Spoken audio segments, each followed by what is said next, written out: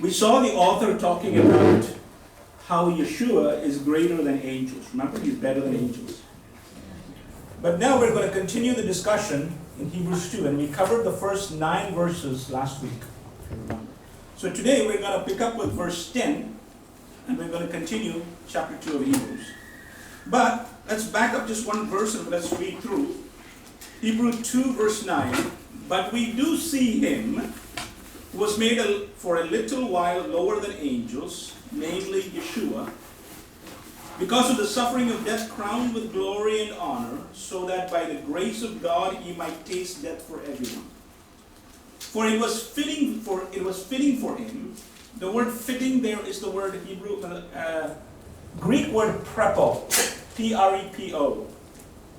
For him, for whom are all things, and through whom are all things, in bringing many sons to glory, to perfect or to complete the author of their salvation through suffering.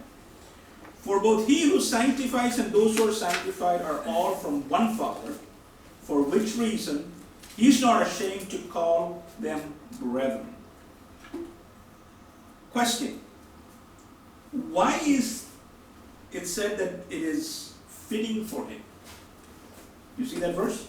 In verse 10, it says, for it was fitting for him. Why is it that it said that it is fitting? Who made the rules? Who made the rules? God did. So if God made the rules, he could have made it in another way, right? He could have made it any way he wanted, because he is God. So you say, well, without the shedding of blood, there is no remission for sin. But who came up with that rule? God. He could have done anything he wanted. So why is this a fitting response?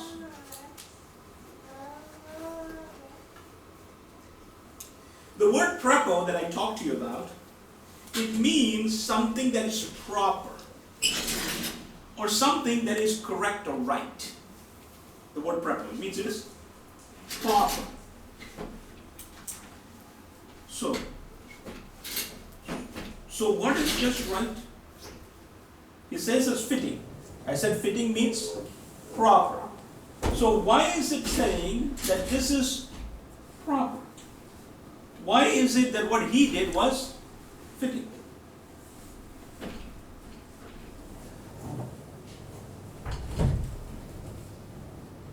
Is it right that God said when man sins that I am going to send a Savior who comes down as a man, correct? But he does not sin. He will experience all the suffering that we're going through. Experience everything that we as humans go through. But in the end, he will die on a cross for man. That is fitting in God's eyes. Even today, when we are confronted with having to do something, we might think, well, I don't want to do that. But you do it anyway because it is fitting. Huh? Living a righteous life is something sometimes very difficult, right? But even if it is difficult, we live it. Why? Because it is fitting. It's the right thing to do. It's the proper thing to do. Correct? So when other people on Thursday nights in this part of the world go to crazy bars and do all sorts of things, crazy things, you are here in this room sitting and listening to me teach. Why? You could have done the other thing too. But you came because you think it is fitting that I will learn more about the Word of God. Correct? And so this is a fitting thing to do. Now let's go to verse 10. Hebrews chapter 2 verse 10. For whom are all things, and through whom are all things. You see that? So, this reminds us of an earlier verse. You know what the earlier verse was? Hebrews 1 verse 2. Go back to Hebrews 1 verse 2. What is it? Let somebody read. As in these last days spoken to us by his Son, whom he has appointed heir of all things. He has been appointed heir of all things. Through whom also he made the world. So the world was made through who? Through him. Correct? So the writer said in chapter 1 verse 2 that through him everything was made. And now he is saying, for whom are all things, and through whom are all things. Again, the same terminology. Now, let me ask you this. When we find this, do we remember any other passage in the Bible about God or Yeshua, the Messiah, creating everything? Of course we do, right? Go to Colossians chapter 1, verse 16. Colossians chapter 1, verse 16. For by him all things were created. Look at this verse. In heaven and on earth. Right? Visible and invisible. Whether thrones or dominions or rulers or authorities. You see that? All things were created through him and for him. Paul in Colossians is breaking this group down into two parts. You specifically see that. There's a physical part and there's a spiritual part. Do you see that? In that verse, all of creation is being broken down into two parts. Do you see that? The physical part and a... Where's the physical? In Colossians 1:16 it said, all things were created in... Heaven is spiritual or physical? Spiritual. On earth, physical or spiritual? Physical. Visible is spiritual or physical? Physical. Invisible? Spiritual. Throne, spiritual or physical? Physical. You can see a throne. Dominion. Spiritual. You can't see dominion, right? Rulers. Can you see rulers? Yes, physical. Authority. What does a ruler have? Authority. So authority is spiritual. So you see, all things physical or spiritual are created by him. Do you see the breakdown? The way Paul is doing this is profound. He's taking everything in creation and breaking them into physical or spiritual. And everything that we see is made for him and by him and through him. You follow what I'm saying?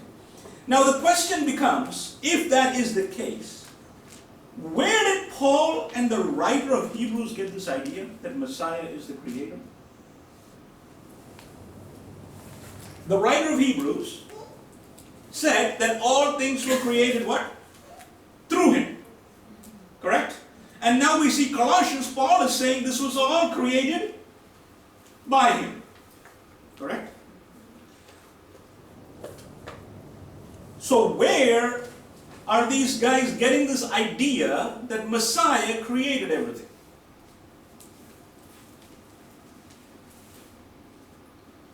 At the time of the apostle, there was a document called the Zohar.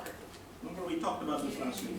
The Zohar has an interesting phrase. The Zohar was pretty known by all these guys. Now listen to what the Zohar says. The Spirit, hear me carefully, this is a verbatim quote from the Zohar. The Spirit that hovered over the chaos, remember the earth was chaotic. The Spirit that hovered over the chaos and brought order to creation. We're talking about Genesis 1:2. Remember? So the Spirit that hovered over the chaos and brought order to creation was the Spirit of Messiah. So this spirit that hovered over the chaos, according to the Zohar, was the spirit of Messiah.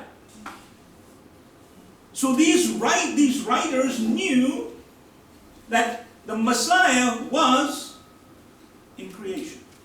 But now look at the second part of that. Was the spirit of Messiah, and from the time of creation, he washed his garments in celestial wine. Do you hear what I'm saying? And from the time of creation, he washed his garments in celestial wine.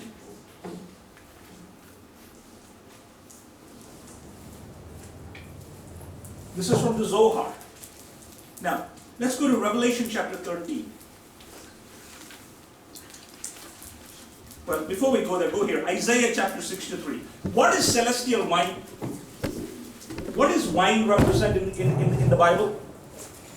Go to Isaiah 62. Verse 63, verse 2 and 3. Isaiah 63, verse 2 and 3.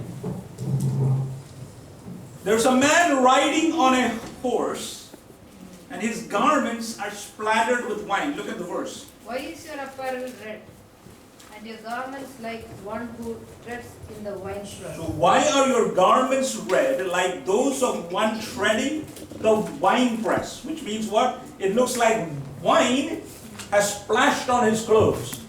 Alright, now here's the response. I have trodden the winepress alone. From the nations no one was with me. I trampled them in my anger,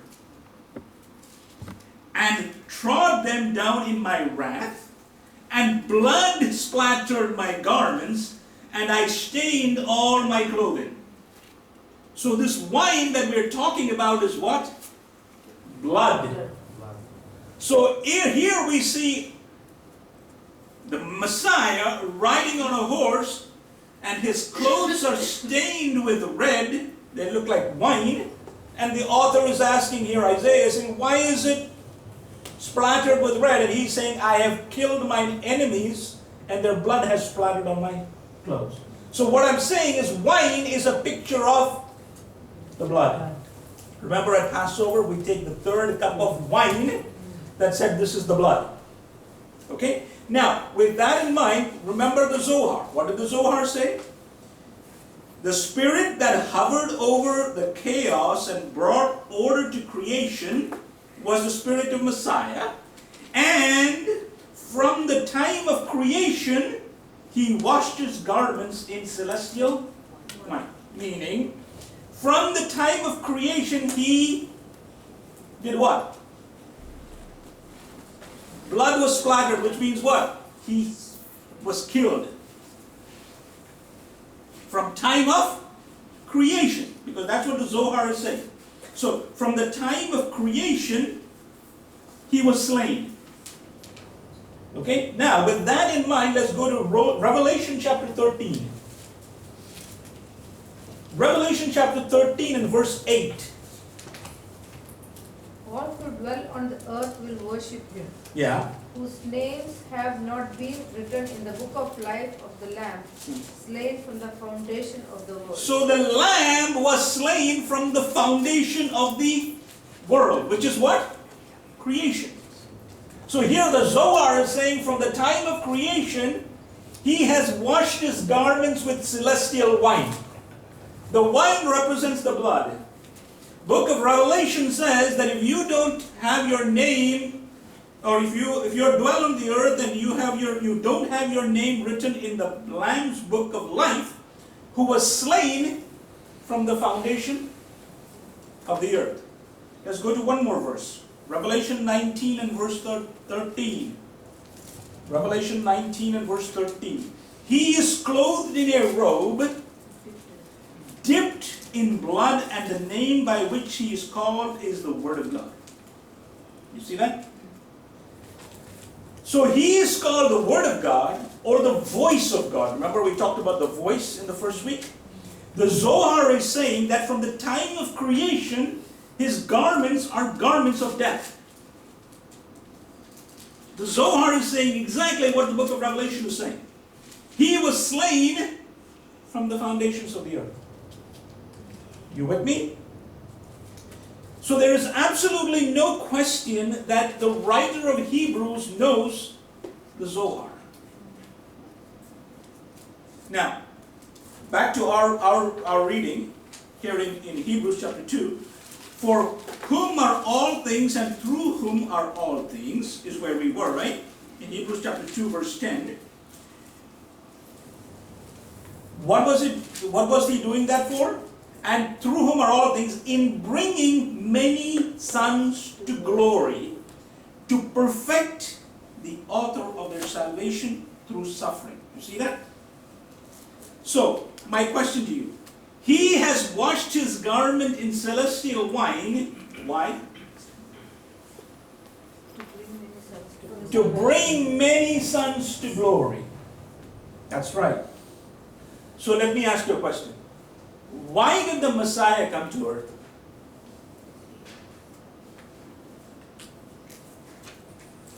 We are all Christians. We have been Christians for how long now?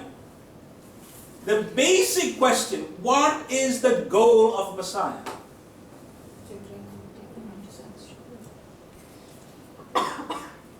Why did he come down to earth? To give us back the glory that we lost. Give the glory back.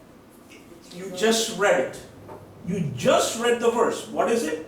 To bring many sons to glory. In verse 10, it says, in bringing many sons to glory.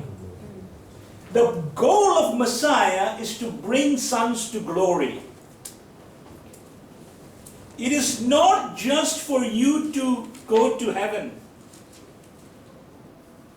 Don't get me wrong, that is part of the deal. But that is not the end of the deal. We are talking of good news, and we say the good news is that you won't go to hell. That's good news. But that is not the total good news. The total good news is that God wants to bring you back to glory. You understand what I'm saying?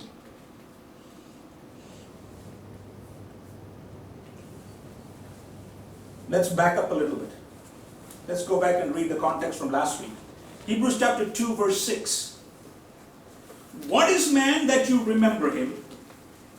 Or a son of man that you are concerned about him? This is talking about man. You have made him for a little while lower than angels. You have crowned him with glory and honor. God gave you and I glory and honor. And appointed him over the works of your hands. You put all things in subjection under his feet. The problem is right now, it's not happening. So the Son of God had to come down to give you back that glory and honor. Because that is the goal of God. You follow what I'm saying? So let's read on. In verse 9. But we do see him who was made for a little while lower than the angels, namely Yeshua, because of the suffering of death, crowned with glory and honor, so that by the grace of God he might taste death for everyone. See, he is crowned with glory. Adam lost his glory. Adam originally had glory. But what happened when the temptation happened and when he sinned, he lost the glory. Now the second Adam has come, he has all the glory. But when Satan comes, he does not fall. So he still retains the glory and he wants to give it to you. So let's take a look at this. What happened as a result of sin? In the garden, what happened as a result of sin? 3 things happened. 4 things happened. Number 1, when Adam sinned, he was separated from God. Remember that? Any questions there? There was a separation that happened between him and God. Number two, God asked a question and Adam said what? Don't blame me, it's the woman you gave me. Remember that one? No, it's not my fault, it's her fault. She's the one. You gave her to me. This is even accusing God now. It was not just her, it was you who gave this woman to me. And she caused all this problem. So, separation from man. In this case, woman, but mankind. Number three, as a result, God did not curse them. How many of you have been taught that God cursed Adam and Eve? God never cursed Adam and Eve. God cursed the earth.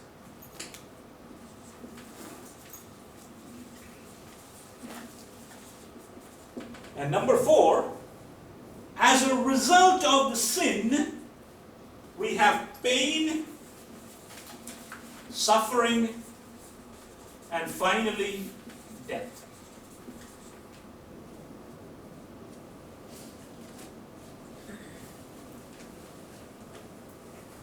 So four problems happen.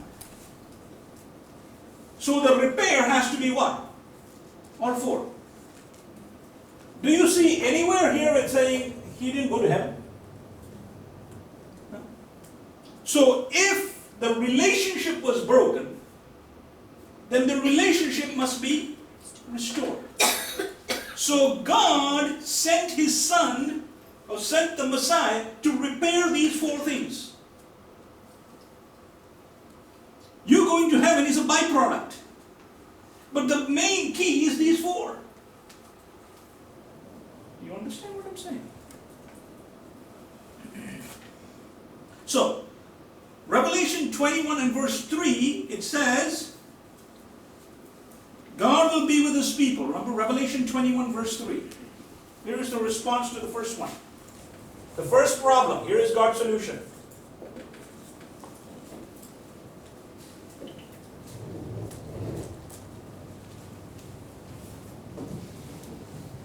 What's the solution for the first one? They heard a loud voice from heaven, saying, Behold, the tabernacle of God is with men, and He will dwell with them, and they shall be His people. God Himself will be with them, so, and be their God. No more separation. God is going to dwell with man. No more separation. Number one solved. Number two, John chapter 17, verse 20 and 21.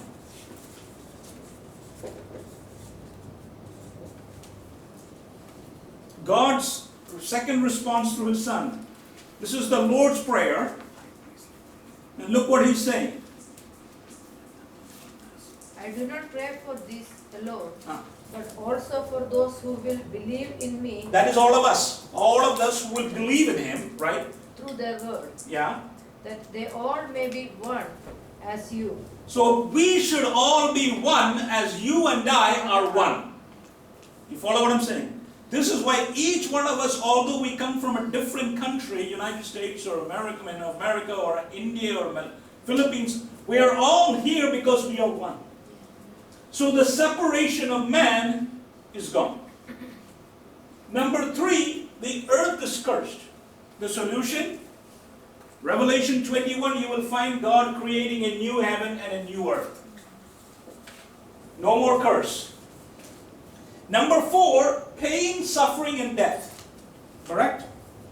And if you go to Revelation 21 and verse 4, you will see the response.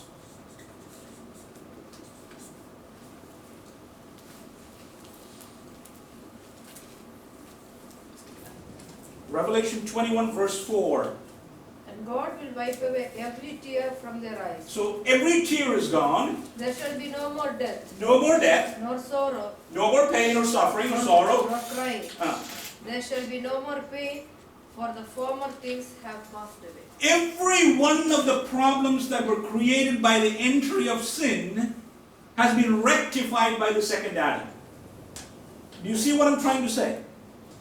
God's glory, God left all the glory of heaven to come down, not just to take you to heaven.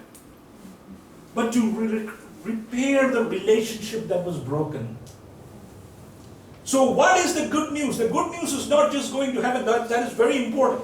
But the good news is that there is no enmity between you and God. You and God are on the same page now. And not only that, you and your brother are on the same page now.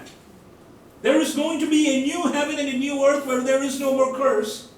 And all this pain and suffering and death are done away. We'll take a break. We'll come back with the rest.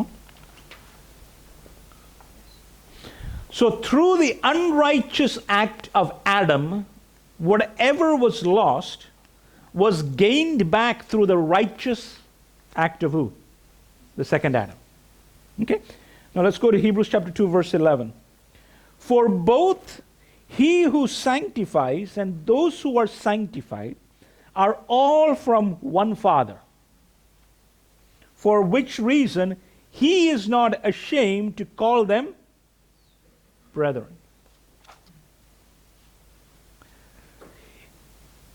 This verse always makes me wonder. He is not ashamed to call what?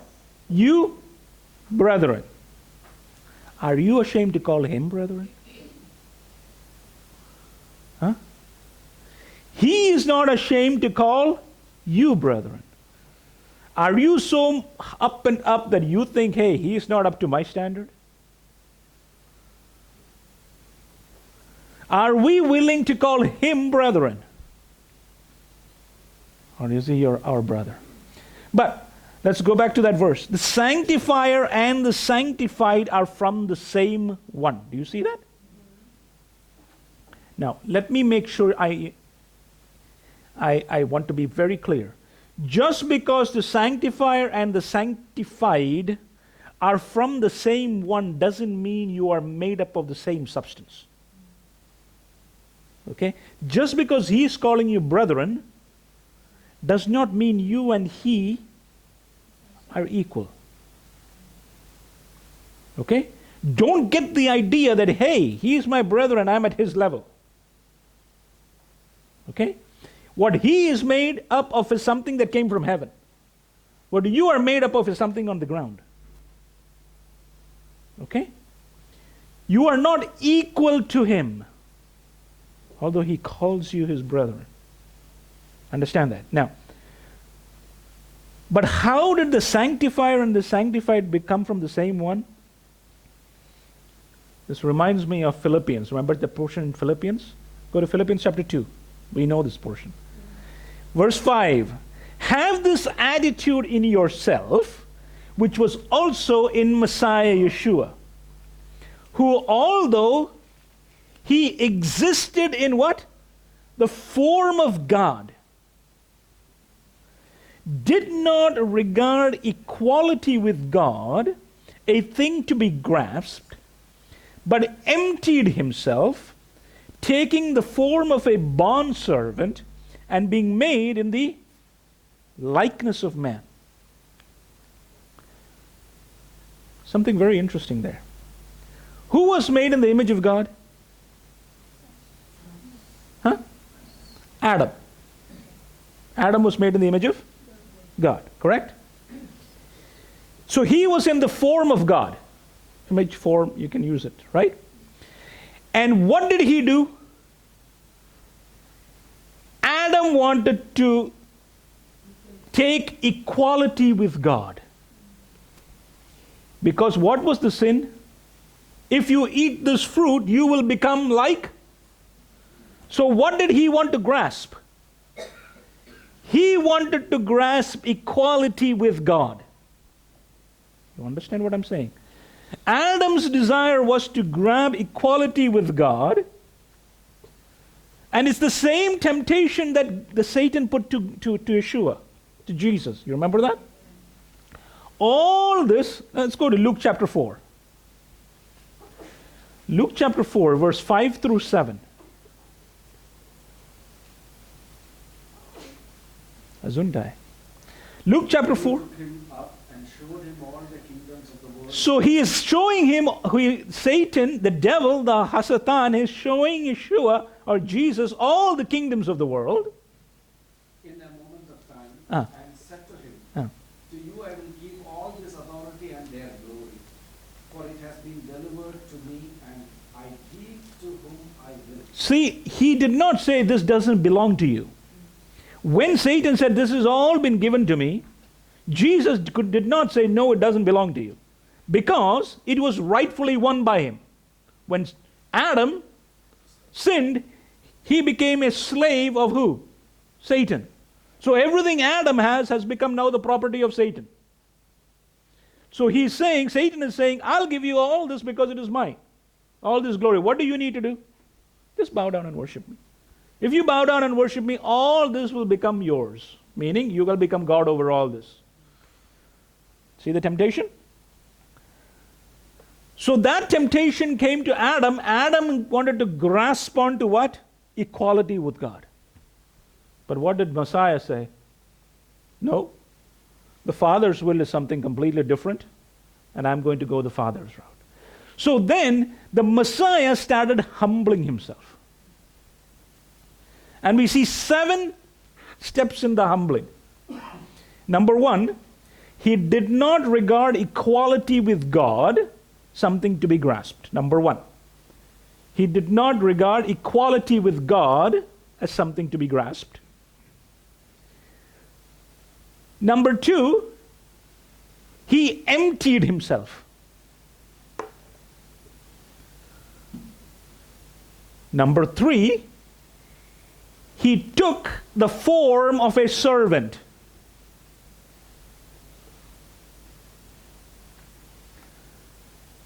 Number 4, he was made in the likeness of men.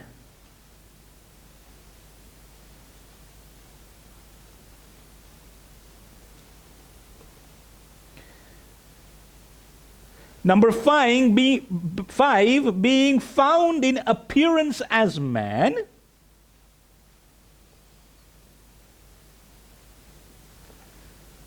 Number 6, he humbled himself by being obedient to the point of death.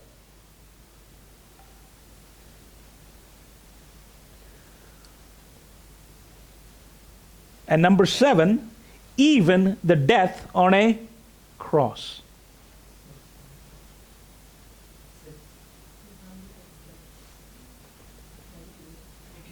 Yeah, number 6 is he humbled himself by being obedient to the point of death. Number 7, even the death on a cross. Remember in Deuteronomy chapter 21, it says, cursed is the one who hangs on a tree.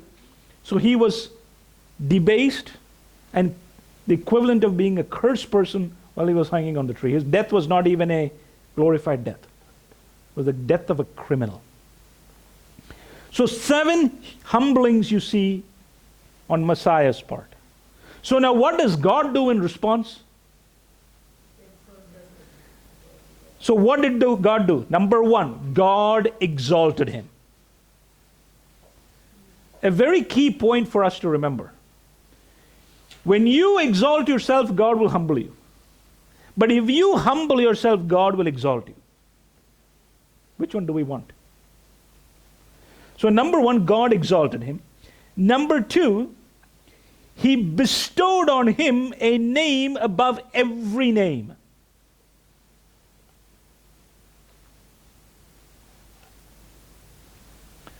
Number 3, so that at the name of Yeshua or Jesus, every knee will bow of those who are in heaven.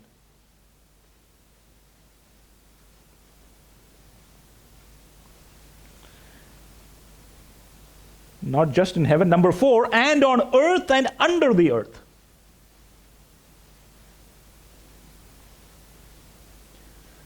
Number 5, and every tongue will confess. What will they confess? Number 6, that Yeshua HaMashiach is Lord, that Jesus Christ is Lord.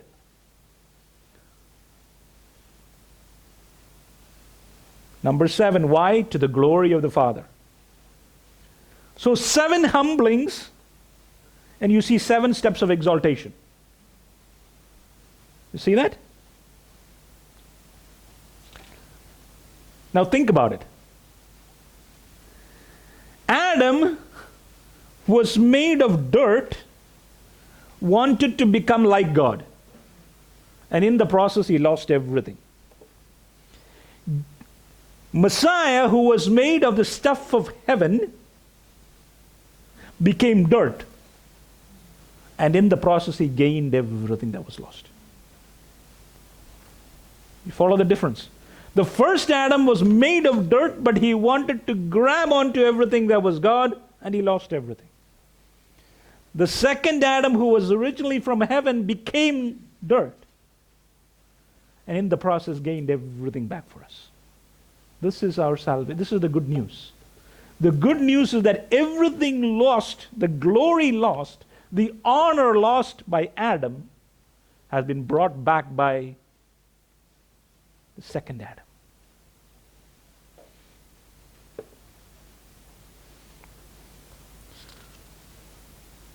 So Hebrews 2, verse 11. Saying, I will proclaim your name to my brethren in the midst of the congregation. I will sing your praise. And again, I will put my trust in him. And again, behold, I and the children whom God has given me. 2 quotations here. Let's go to verse 11 first. I will proclaim your name to my brethren in the midst of the congregation. I will sing your praise. This quotation is coming from Psalm 22. Now we know Psalm 22 is a messianic psalm, correct? Now it is talking about a time, if you go through it, it is total despair, total darkness. Everything seems wrong. Everything seems upside down. You follow what I'm saying? That is the Psalm 22. But let's go to Psalm 22. And you can read the first 22 verses by yourself, but here's verse 23. After all this despair and darkness, we come to verse 23. And here's what it says. You who fear the Lord, praise him. All you descendants of Yaakov, glorify him. And stand in awe of him, all you descendants of Israel. Do you see that? Verse 24. For he has not despised nor abhorred the affliction of the afflicted. Nor has he hidden his face from him, but when he cried to him for help, he heard. Now, why is the writer of Hebrews using Psalm 22? Hebrews was written around 63 to 65 CE, Common Era, which is before the destruction of the Second Temple. Remember, the Second Temple was destroyed by Titus in 70 AD. So at this time, what is happening? There is a huge turmoil and tumult, and the Roman guys are getting ready to come into Israel. You follow what I'm saying? Now, let's go to Isaiah chapter 8. That's the second quotation is from Isaiah 8. Behold, I and the children whom God has given me. That's from Isaiah 8. Go to verse 13. Now, Isaiah 8, if you go home and read, the first 12 verses, maybe about 8 to 12, is talking about a flood coming, or the Babylonians are coming. They're right outside of Jerusalem. What are they going to come and do? Destroy the temple. Everything is going to be lost, and the children of Israel are going to go into captivity. Okay? That's Isaiah context. Now look at what it says. Verse 13. It is the Lord of hosts. Now, the Babylonians are outside Jerusalem, and they're going to take all these people captive. The children of Israel are worried about two things. One, what will happen to the temple? And two, what will happen to me? I am afraid of these Babylonian armies that are coming against us. They're going to destroy the Lord's temple and they're going to kill me. They are scared. And look at verse 13 of chapter 8. Isaiah is saying, "It is the Lord of hosts whom you should regard as holy, and he shall be your fear, and he shall be your dread." It is not these Babylonians. Who should be your biggest fear is the God of heaven who we are not serving. Do you understand? Now, the writer of Hebrews is writing at a time when the Roman armies are right outside of Jerusalem. The people are wondering what is going to happen. Are they going to destroy the temple?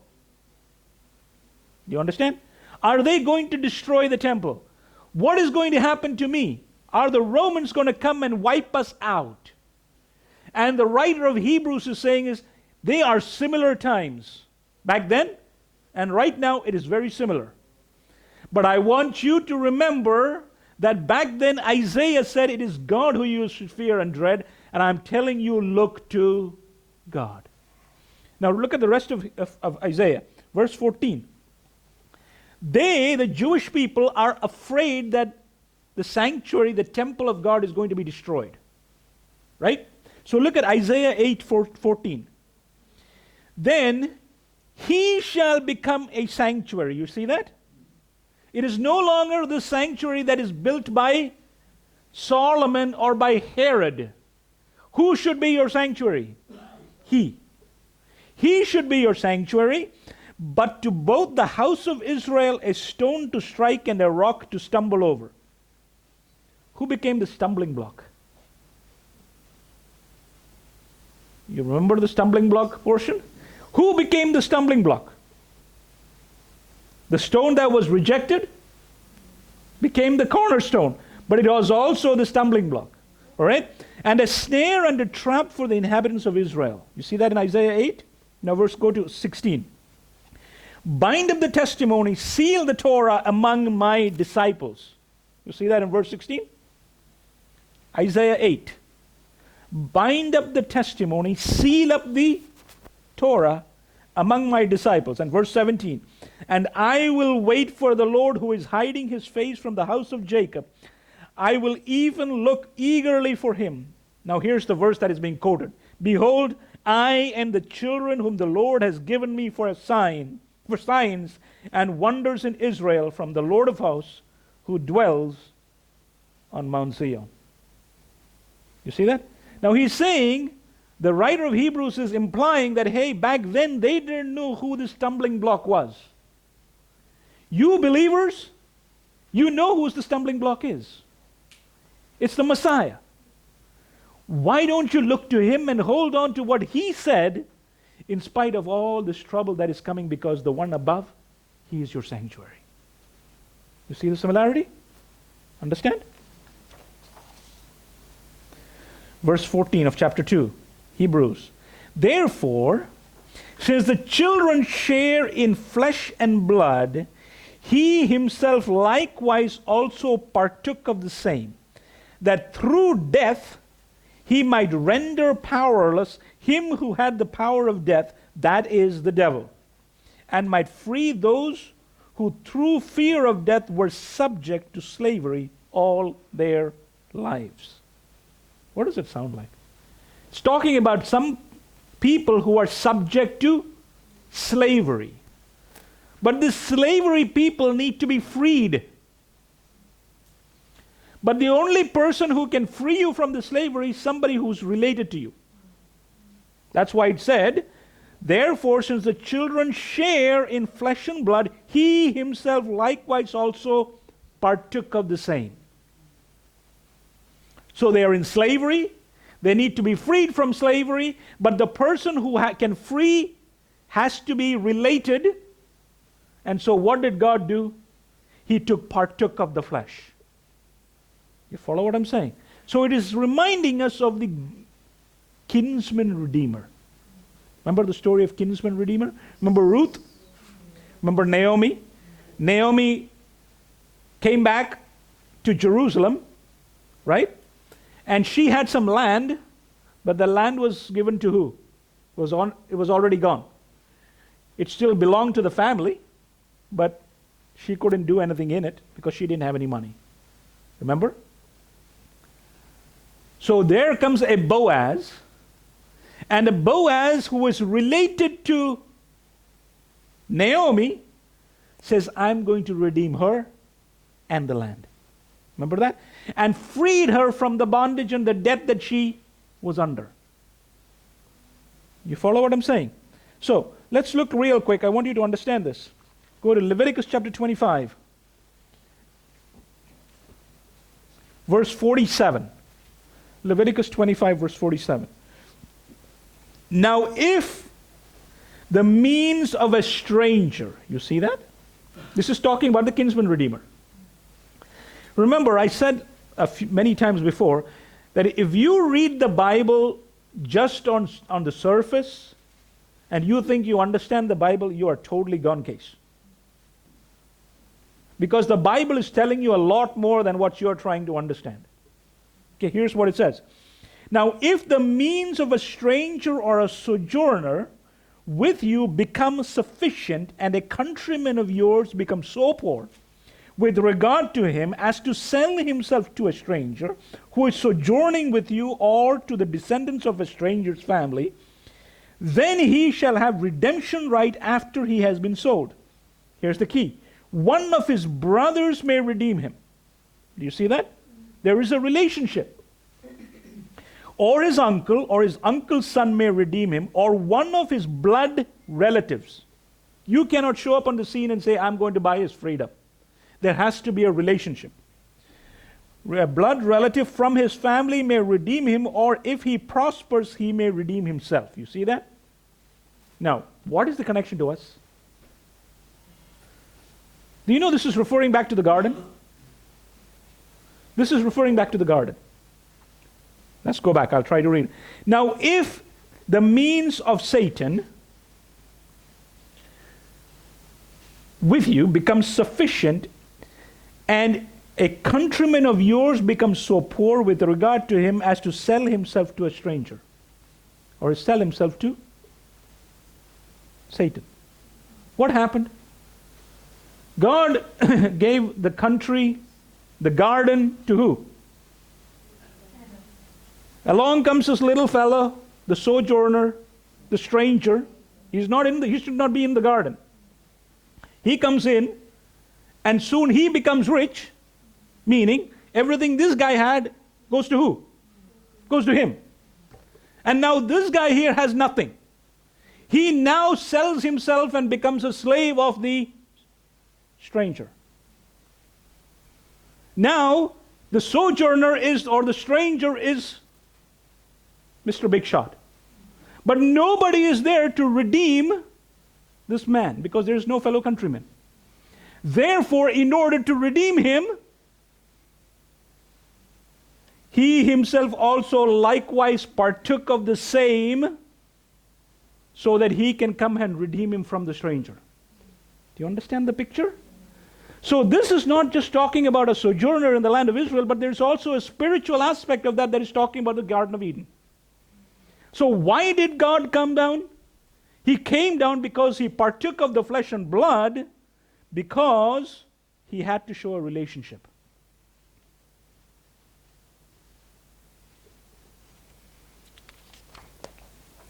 So what does a kinsman redeemer have to do to be able to redeem? 3 things. 1, he must be a blood relative. This is why what Satan did was brilliant. The first set of people on earth are Adam and Eve. If they fall, there is nobody to redeem them. Because there's no other person. Everybody is a descendant from them. And if there's a descendant, they are in the same mess these two are. See, if there was another family that had not fallen, then they could have said, hey, there's a redeemer to redeem. But the first two, if you get those two, if you infect the first two, then everything under that is also infected. So number 1, there had to be a blood relative. Number 2, not only was there a blood relative, he must be able to redeem. Means he has the ability, the wherewithal, the funding to redeem. Number 3, not only must he have the ability and be a blood relative, but he must be willing to redeem.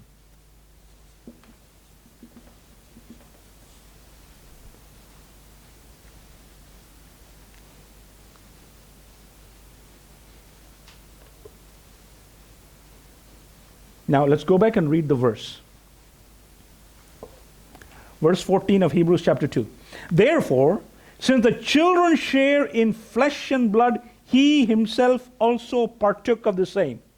There is the relationship. Blood relative. Number 2, that through death he might render powerless him who had the power of death. That is the devil. That is redemption. Number 3, and might set free those who through fear of death were subject to slavery all their lives. That is what you are being freed from. You see that?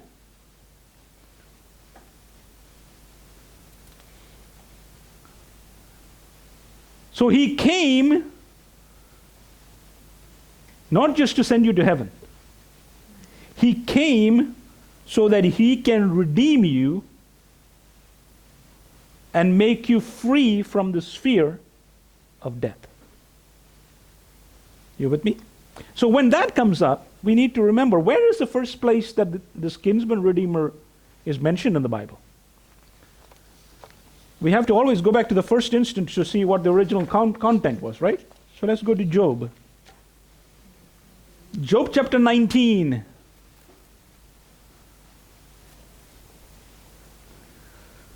Job chapter 19, verse 25. For I know that my Redeemer, the word is Goel, the same word. I know that my Redeemer lives. Not past tense, not future tense, present tense. You see that? It's not lived, it's not shall live, it is lives. My Redeemer lives, he is alive right now.